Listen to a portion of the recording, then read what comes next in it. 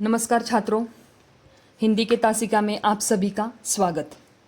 आज हम 8वीं कक्षा सुलभ भारती का दूसरा पाठ वारिस कौन, जिसकी लेखिका है विभा रानी, इसका कहानी के माध्यम से अध्ययन करेंगे।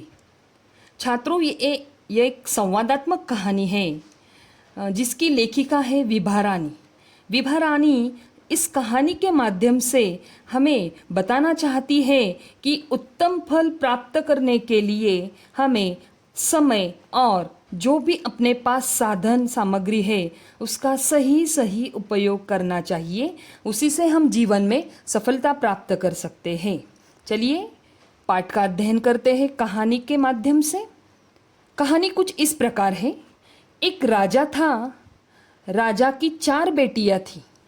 राजा काफ़ी बूढ़ा हो चुका था और राजा अब सोच रहा था कि अब तो मैं बूढ़ा हो चुका हूँ, अब मेरा राजपाट इन्हीं चारों में से किसी एक लड़की को सौंप देना चाहिए। लेकिन किसे सौंपे, इस बारे में वो फैसला नहीं ले पा रहा था और इस बारे में वो सोच रहा था।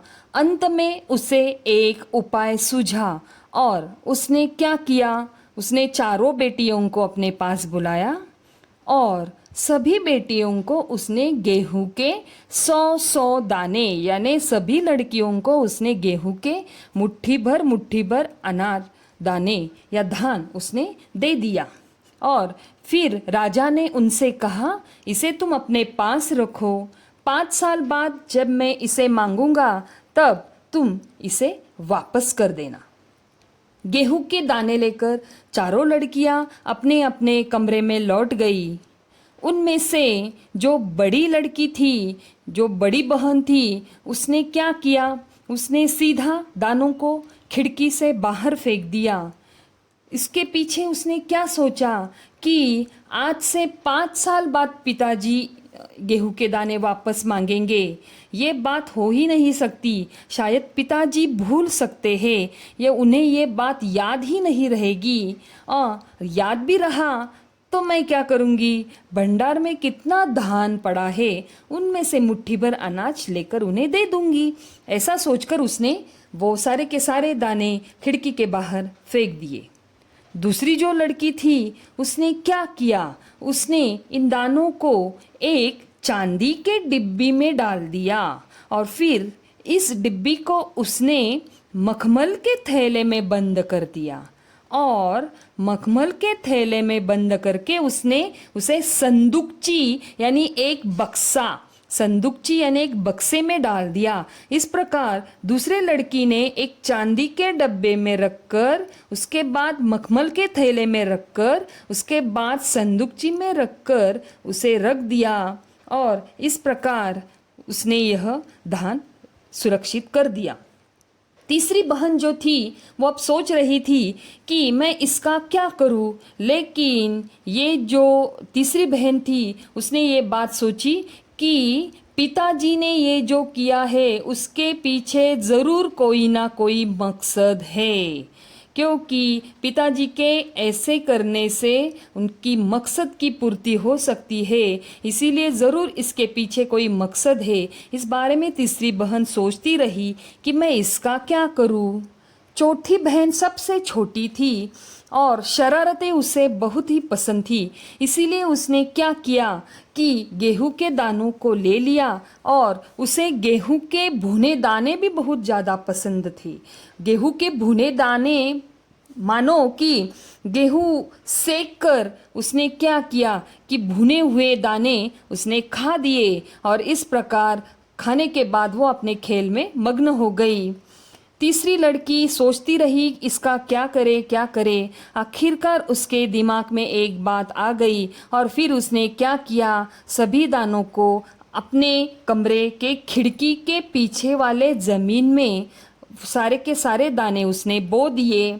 समय निकलता गया, समयवश उन दानों में से अंकुर फूटे, उसके पौधे तैयार हुए, उनमें से दाने निकले और दानों में से फसल निकली और फसल में से फिर दाने निकले। इस प्रकार वह दाने नए दाने बोती रही और खेत बढ़ता चला गया। इस प्रकार 5 वर्ष बीत गए। 5 वर्ष बीतने के बाद राजा ने वापस सारी लड़कियों को बुलाया और कहा, 5 साल में पहले मैंने तुम्हें दाने दिए थे, उन दानों का तुमने क्या किया, उस बारे में मुझे बताओ। सबसे पहले तो उसने बड़ी बेटी को बुलाया। बड़ी बेटी ने कुछ भी न सोचते हुए सीधा वो भंडार घर में चली गई और वहाँ से मुट्ठी भर अनाज लेकर राजा के पास आई और उसने कहा, ये लीजिए वह दाने। पिताजी सोच में पड़ गए और फिर झट से बोले कि ये दाने वही हैं जो मैंने तुम्हें 5 साल पहले दिए थे।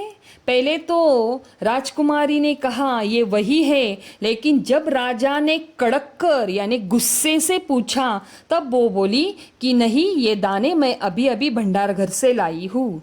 राजा ने दूसरी लड़की से पूछा, तुम्हारे दाने कहाँ हैं? दूसरी लड़की ने संदूकची में से, मखमल की थैली में से चांदी की डिब्बी खोली और दानों को देखा तो दाने पूरी तरह सड़ गए थे।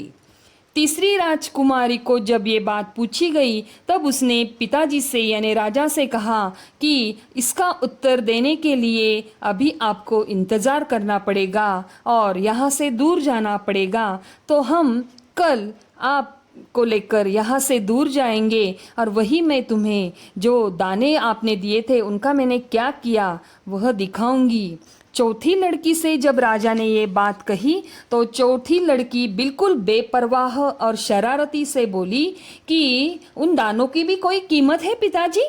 ऐसे तो ढेरों दाने हमारे भंडार में पड़े हैं। आप तो जानते ही हैं कि मुझे गेहूं के भुने दाने पसंद हैं, इसीलिए मैं उसे भुनवा कर खा गई।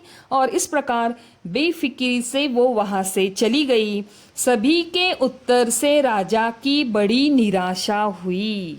अब चारों में से केवल तीसरी बेटी से ही थोड़ी उम्मीद राजा को बाकी थी।